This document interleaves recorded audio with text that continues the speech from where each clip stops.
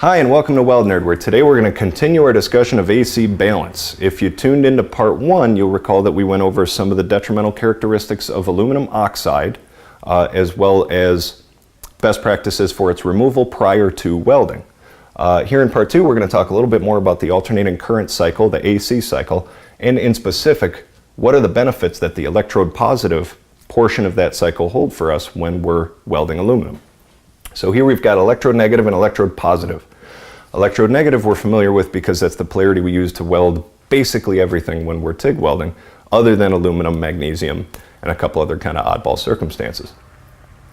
Now, the electrons travel from the negative tungsten to the positive base material. And I like to think about it as with the electrons go the heat. So if you think of the total heat in this area here, 70 to 80% of it, depending upon the source you're referencing, winds up concentrated down into the base material, while the 20 to 30% winds up in the tungsten. So even though 20 to 30% of the very significant amount of heat that exists here is still very high, it's not enough to liquefy the tungsten itself. So we get to maintain our nice pointed tip geometry. So that's one advantage. Another advantage is that because those electrons are being emitted from a very small area, it gives us directional control. So think about it as like the water in a squirt gun or a hose. So we get to have good control over exactly where that arc is going. So that's number 2. Number 3, because the tungsten itself is a thermionic emitter, meaning it lets go of electrons pretty easily when it's heated up, we have very good arc stability. So the arc is not likely to go out in electrode negative. So those are 3 very important advantages. Now when we go over to electrode positive and we flip those poles, it's exactly the opposite. So we've got 70 to 80% of the heat coming up into our tungsten itself. And the tungsten, even though it's refractory, cannot handle that. So it liquefies, it turns into a nice big ball. We do not have electrons being emitted from a very small area. Instead, we have them being emitted from a very broad area. So we totally lack directional control in electrode positive.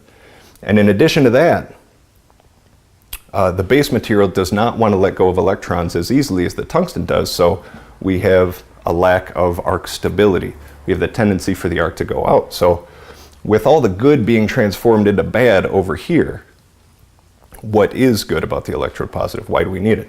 Well, the answer is in the ionized shielding gas molecules. So the direction that the electrons travel is opposite to the direction that the ions travel. So if you think about it, as the electrons are getting stripped out of the argon molecules, they become positively ionized, so positively charged, and they're drawn towards the negative pole. And in this case, the negative pole is our base material. Now we've already gone ahead and mechanically gotten rid of the oxide prior to welding, but in the presence of oxygen, it reforms instantaneously. Might not be as thick as it was. We went ahead and degreased so it doesn't have all the contaminants in it, but it's still there and we still don't like it. So the oxide is this red portion here, the base material is the white here. And these argon ions are traveling at very high velocity, and there's hundreds of thousands, millions of them striking the surface every second. And even though they're very minuscule, they have very little mass, they're traveling at very high speeds, so it has an impact. It's basically an impact, just like an artillery barrage. And this process is called sputtering, or in welding they call it cathodic cleaning or arc etching, all different terms for the same basic phenomenon.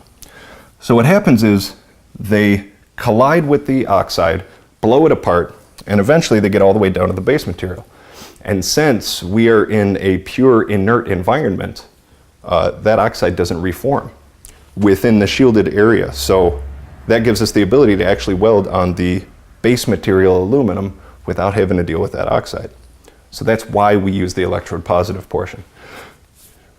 Now, you only need enough electrode positive within your alternating current cycle to get rid of your oxide. Any extra time or extra energy spent doing this doesn't really help us with the actual weld itself. So with that in mind, Miller anyway recommends the professional setting, the pro set, of 75% balance. So 75% balance is 75% of that time is spent electrode negative, where we have all these advantages. 25% of the time is spent electrode positive, where we've only got this one advantage. And that allows us to minimize the detrimental effects of electrode positive while still having enough good ionic cleaning, ionic etching, in order to get the actual weld done itself. Now, can you deviate from there? Absolutely. You can deviate just because you like how, you like how the arc acts, you like how the weld puddle acts. So get a little bit softer, you get a slightly larger ball. Or if you have very clean material, you can go in the other direction, have very good directional control, very good arc stability. And we'll talk a little bit about that in the next video. Try to get some good arc shots. So stick around. Thank you very much. Have a good day.